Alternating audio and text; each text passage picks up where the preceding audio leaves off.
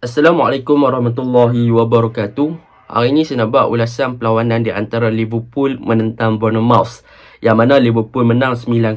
Nampaknya selepas kalah dengan pasukan bawahan seperti Manchester United, Liverpool telah kembali untuk mengamuk lah dengan kemenangan yang besar 9-0. Tetapi seperti mana yang kita tahu, Bournemouth dalam 2 game yang terakhir pun mereka mempunyai rekod yang buruk, dan mereka memang di bawah kendalian Scott Parker ni tak pernah menang lagi. So benda tu memang kita katakan Liverpool seakan-akan lepas geram lah pada perlawanan semalam. Dan yang paling menarik pada perlawanan semalam adalah tentang Firmino, yang mana Firmino boleh dikatakan antara highlighted player yang boleh dikatakan sangat cemerlang di bahagian hadapan sebagai fast nine, dan dia berjaya buktikan yang dia mampu lagi untuk beraksi. Dan untuk Arnold, he is the best player untuk bangkit. Salah satu gol yang menarik daripada Arnold.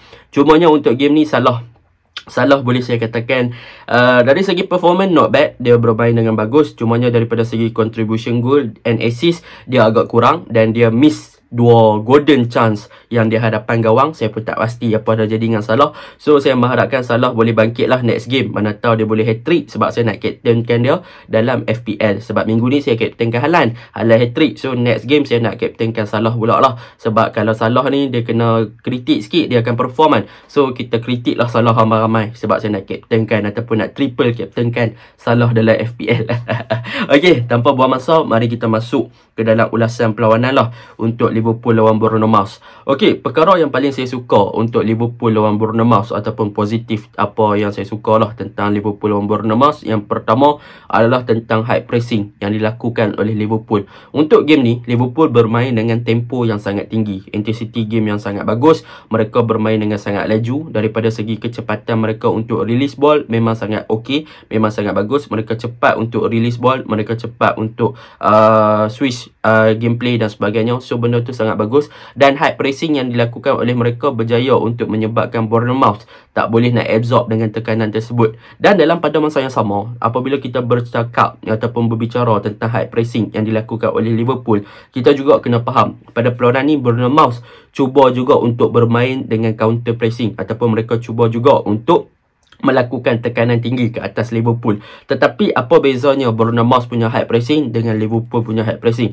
High pressing yang dilakukan oleh Liverpool nampaknya lebih clinical dan lebih efisien ketika mereka kehilangan bola. Sebab apa? Sebab mereka boleh dapatkan bola dengan lebih cepat, dan dalam pada masa yang sama mereka boleh control game dengan tempo yang laju, dan boleh control game dengan sangat bagus. Tetapi berbeza dengan high pressing yang cuba dilakukan oleh Bournemouth. Bournemouth cuba untuk melakukan high pressing ketika Liverpool menyimpan bola, ataupun Liverpool berjaya mendapatkan bola daripada mereka. Ada beberapa gerakan high pressing ataupun tekanan tinggi yang diberikan oleh Bournemouth kepada Liverpool. Tetapi Liverpool apabila ditekan oleh Bournemouth, mereka sangat-sangat bijak apabila mereka berjaya untuk absorb the pressure. Mereka berjaya absorb tekanan-tekanan tersebut, berjaya menyerap tekanan-tekanan tersebut untuk bermain dengan lebih simple dan bermain dengan lebih tenang. Ketenangan yang ada pada player Liverpool sewaktu mereka ditekan oleh pemain Bournemouth telah membuatkan mereka lebih cepat untuk release ball dan lebih cepat untuk melakukan build up play. So apabila Bournemouth menekan, mereka akan cepat untuk release ball dan juga change side dan sebagainya. So apabila berlakunya benda sebegitu, maka pressing ataupun tekanan yang dilakukan oleh Bournemouth kepada Liverpool tidak menjadilah, sebab Liverpool dah ready dengan tekanan-tekanan tersebut. So benda tu positif lah untuk Liverpool, dan saya suka dengan corak sebegitu yang ditunjukkan oleh Liverpool. Saya nampaklah ketenangan, kematangan dan juga decision making yang mereka lakukan sewaktu mereka menerima bola, dan sewaktu mereka cuba untuk menghantar bola, dan sewaktu sebelum mereka menerima bola memang sangat-sangat baik lah pada perlawanan ni. Itu yang pertama. Yang kedua, apabila berbicara tentang Liverpool pada perlawanan ni, pemain yang saya nak highlightkan adalah tentang Firmino.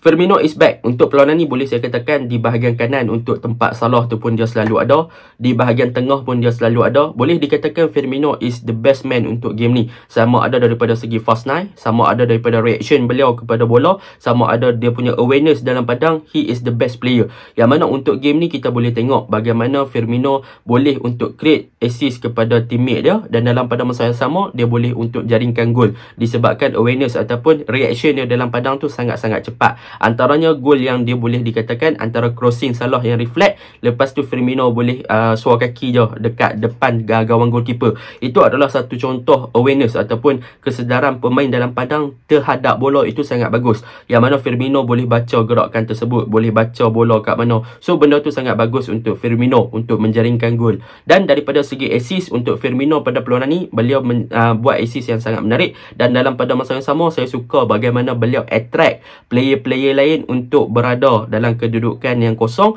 dan memberikan ruang kepada player-player Liverpool untuk berada di dalam kedudukan yang kosong bagi menerima bola. Yang mana kita boleh tengok Firmino dia suka untuk drop daripada position beliau, sebab itu memanglah kaedah apabila bermain fast nine. Dan beliau juga suka involve di bahagian kanan. Perkara ni telah menyebabkan apabila Firmino keluar daripada zona striker ataupun daripada zone seorang striker, tempat beliau boleh digantikan dengan Luis Diaz, yang mana kemasukan Luis Diaz kepada bahagian tengah lebih efektif kan. Sebab apa? Sebab Firmino dah drop daripada position tersebut dan memberikan Diaz lebih ruang untuk berada dalam kotak penalti untuk menerima umpanan. Dan hasilnya apa? Hasilnya Liverpool boleh menjaringkan gol seawal 2 minit apabila Luis Diaz boleh menanduk bola masuk ke dalam kotak penalti. So Firmino is a genius player, is a good player, dan dia yang banyak melakukan contribution di bahagian attacking pasukan Liverpool untuk perlawanan ni. Itu yang kedua. Yang ketiga, apabila berbicara tentang Liverpool adalah tentang kembalinya Fabinho. Yang mana kembalinya Fabinho dalam skuad di bahagian midfield, saya nampak bahagian tengah pasukan Liverpool lebih solid. Fabinho dengan dia punya build up, dengan mastermind dia, boleh dikatakan beliau sangat-sangat relax je di bahagian tengah. So memang boleh dikatakan kembalinya Fabinho tu seakan-akan mengubah corak permainan Liverpool untuk lebih stabil dan lebih mobile di bahagian tengah. Beliau boleh melakukan switch play untuk menggerakkan di bahagian kanan, bahagian kiri. So memang Fabinho is the key lah untuk Liverpool. Kalau Fabinho tak main, mungkin gameplay Liverpool sedikit berubah, tetapi kembalinya Fabinho nampaknya mereka bermain dengan sangat-sangat baik lah. Dan yang keempat, apa yang saya suka tentang Liverpool ni adalah peranan Arnold. Ya, kita tahu Arnold is inverted winger sebelum ni pun, dalam season lepas pun. Tetapi based on ataupun last 2 game, menentang Crystal Palace, menentang Fulham, menentang MU, last 3 game lah, senang cerita, Arnold ditugaskan untuk bertindak lebih ofensif, iaitu beliau lebih suka untuk memberi support kepada Mohamed Salah. Jadi beliau akan bermain di bahagian wide area.